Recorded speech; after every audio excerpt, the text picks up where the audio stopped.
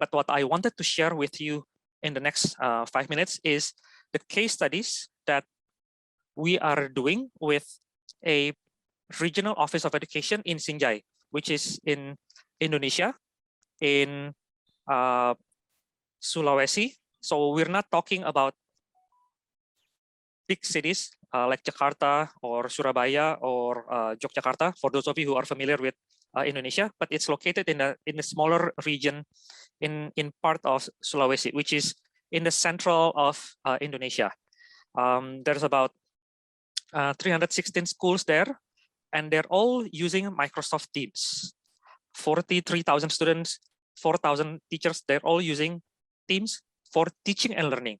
And what they did was mind-blowing, because they started their journey just before COVID hit in December 2019.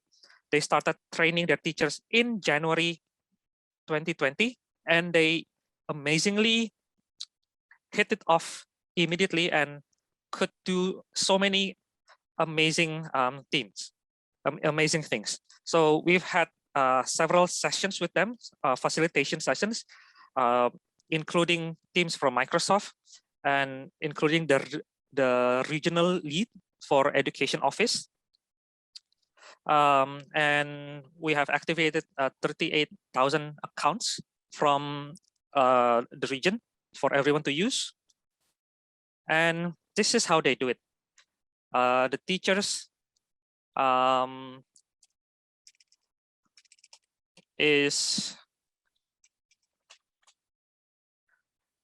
teaching in the school, students accessing it from home and can access it from whatever devices they have with a native app that runs on every platform. So they're doing teaching and learning from school, yet students can access it without any hassle. This is what they do. In some areas, because they have very few COVID cases, they started the face-to-face teaching and learning earlier than many regions in the country. So what they did is they held a limited classroom session with half the class only. And so you use mobile devices instead of fancy or expensive equipments. They use whatever tools existed to create a feeling of classroom for everyone. Because if it's only the teachers' faces that they see, it's not as engaging as what they thought or what they would have had expected for the classroom experiences. So, and whatever they're doing is purely authentic. Teachers develop their own lessons. They develop their own contents. They have their own mini studios in every school. This is something I was amazed myself when they updated me. We're creating a mini studio in every school. So our teachers can create their own unique content rather than relying on YouTube. So everything is based on the local culture, based on the local ways of teaching, and based on how the teachers used to teach. And it challenges the teachers to be extra creative.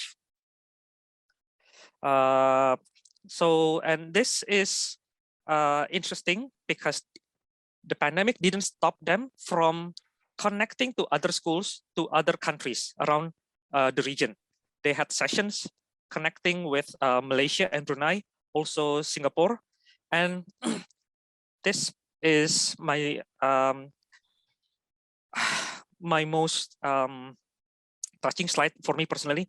This is the area that they are covering. So we're not talking about areas whereas everything can be reached by car or by motorcycle. No, the areas that we're talking about are areas with such remote location, with very challenging geographical situation, yet they manage to deliver both online and offline learning with very little hassle.